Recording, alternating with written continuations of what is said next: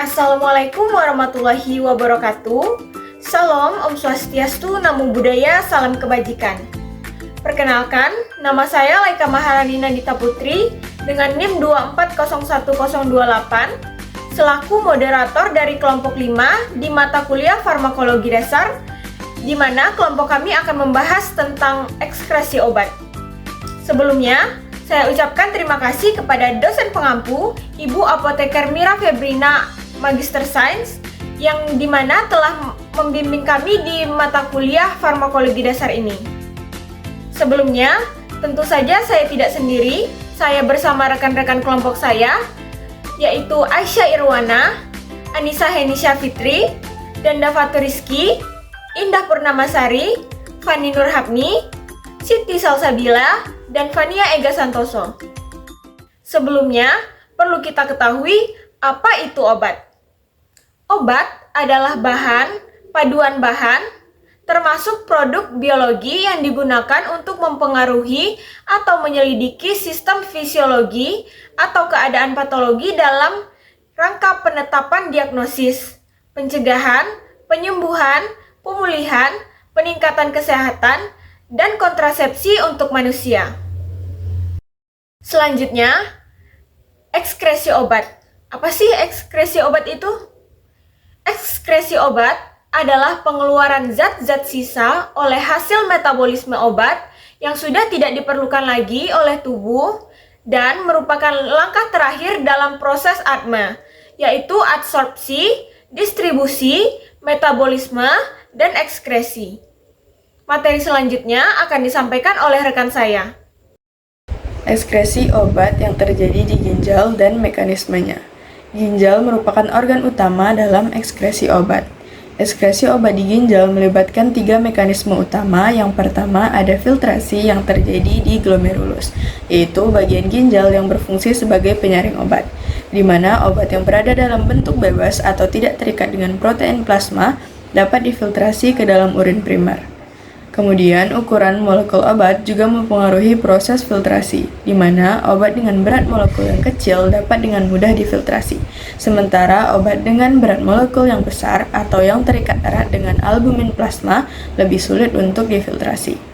Laju filtrasi glomerulus atau GFR juga menentukan jumlah obat yang masuk ke urin primer. Yang kedua yaitu sekresi tubular aktif yang terjadi di tubulus contortus proximal, di mana ini adalah proses ekskresi yang paling cepat melalui ginjal. Obat secara aktif dipindahkan dari darah ke dalam lumen tubulus melalui sistem transport aktif. Proses ini memerlukan energi ATP dan protein transporter. Sistem transport aktif ini terbagi menjadi 2 jenis. Yang pertama itu sistem transport anionik atau asam lemah yang mengangkut obat bermuatan negatif atau anion.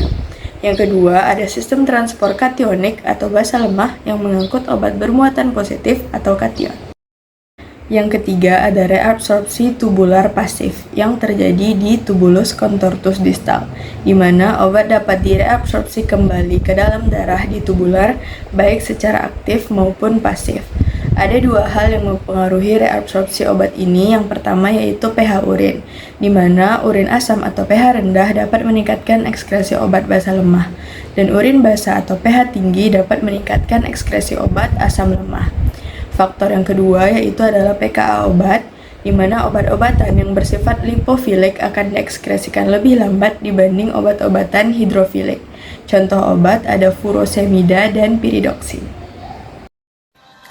Yang kedua ada ekskresi obat di empedu dan di usus. Ekskresi obat yang kedua adalah melalui empedu ke dalam usus dan keluar feses bersama.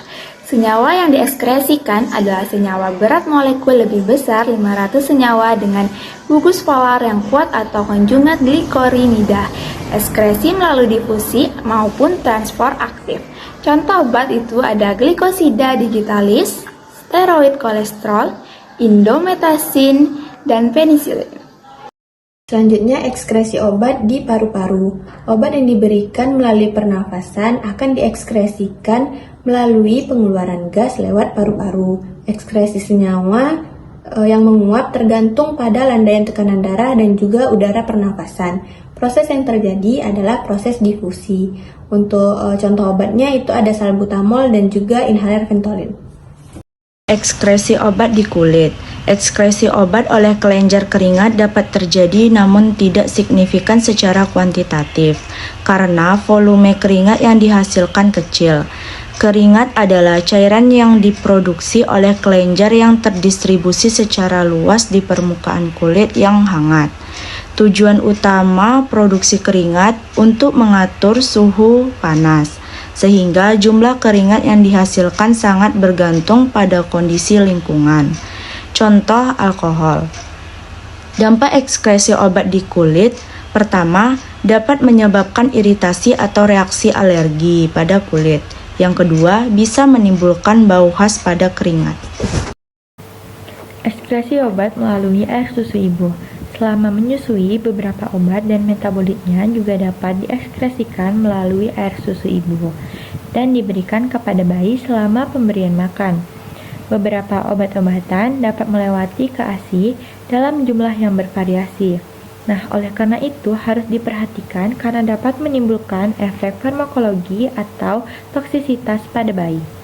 Ekskresi obat ke dalam ASI terjadi melalui difusi pasif, di mana obat yang ada dalam darah ibu dapat berpindah ke ASI dan berpotensi dikonsumsi oleh bayi yang disusui. Nah, faktor-faktor yang mempengaruhi ekskresi obat ke ASI yang pertama ada sifat kimia obat. Obat lipofilik lebih mudah masuk ke ASI, misalnya diazepam, sedangkan obat hidrofilik lebih sulit masuk ke ASI. Lalu yang kedua ada ikatan protein plasma.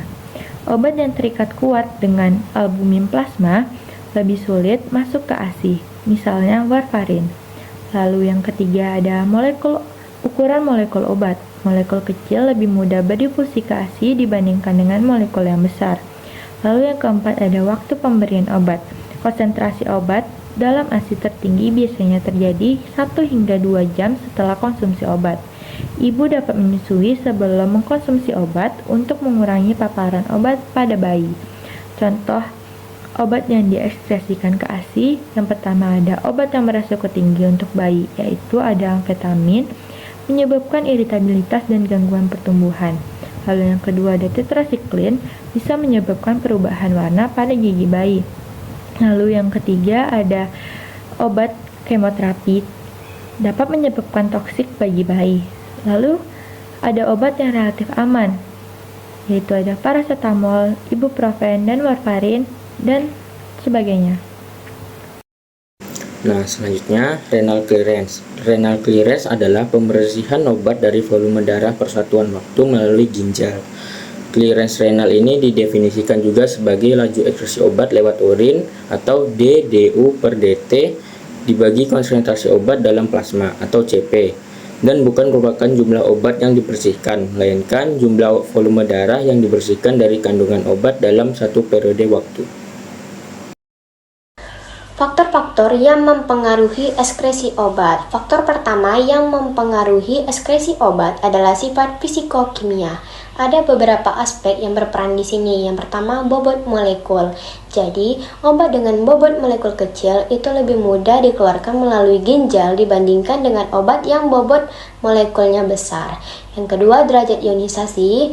Ini menentukan apakah obat dalam tubuh akan lebih banyak berbentuk ion atau tidak. Obat yang terionisasi lebih mudah larut di dalam air dan akhirnya lebih cepat diekskresikan melalui urin. Sebaliknya, kalau obatnya dalam bentuk non-ion, dia cenderung diserap kembali oleh tubuh. Yang ketiga, kelarutan. Nah, kalau obatnya larut dalam air, dia bakal lebih mudah dibuang melalui ginjal. Tapi kalau lebih larut dalam lemak, obatnya bisa bertahan lebih lama di dalam tubuh. Yang keempat, tekanan uap. Ini lebih berpengaruh pada obat yang mudah menguap, misalnya yang diekskresikan lewat paru-paru. Lanjut ke faktor berikutnya, yaitu pH urin. Ini penting karena pH urin bisa mempengaruhi kelarutan obat. Jadi gini, kalau obatnya bersifat asam, dia akan lebih cepat dikeluarkan kalau urinnya bersifat basah. Sebaliknya, kalau obatnya basah, dia lebih cepat diekskresikan dalam urin yang bersifat asam. Jadi, keseimbangan pH ini sangat berpengaruh terhadap seberapa cepat obat bisa dikeluarkan dari tubuh. Yang ketiga, kondisi patologi atau kesehatan pasien. Nah, kondisi kesehatan pasien juga berperan dalam ekskresi obat. Misalnya kalau seseorang punya gangguan ginjal, hati, atau paru-paru, proses pembuangan obat bisa melambat. Kenapa? Karena organ-organ ini bertanggung jawab dalam metabolisme dan ekskresi obat. Kalau fungsinya terganggu, obat bisa menumpuk dalam tubuh dan meningkatkan resiko efek samping atau toksisitas. Faktor selanjutnya adalah aliran darah. Jadi, obat bisa lebih cepat diekskresikan kalau aliran darah ke organ ekskresi seperti ginjal dan hati itu lancar. Tapi kalau ada gangguan dalam aliran darah, misalnya karena penyakit atau faktor lain, proses eliminasi obat juga bisa lebih lambat. Terakhir ada usia. Nah, usia sebagai faktor yang mempengaruhi ekskresi obat. Di sini di bayi dan lansia, sistem ekskresinya itu belum optimal atau sudah mulai menurun. Pada bayi, enzim metabolisme obat belum berkembang sempurna, jadi proses ekskresi obat lebih lambat. Sedangkan pada lansia, fungsi ginjal dan hati sudah mulai menurun, sehingga ekskresi obat juga bisa terhambat. Kesimpulan, jadi ekskresi obat ini adalah proses penting dalam farmakokinetik yang berfungsi untuk mengeluarkan obat atau metabolitnya dari tubuh. Nah, proses ini bisa terjadi melalui berbagai cara seperti lewat ginjal, empedu, paru-paru, kulit, dan juga ASI. Karena ekskresi ini dipengaruhi oleh banyak faktor seperti sifat fisikokimia, pH urin, kondisi kesehatan, aliran darah, dan usia, maka pemahaman tentang mekanisme ini sangat penting dalam menentukan dosis dan keamanan terapi obat.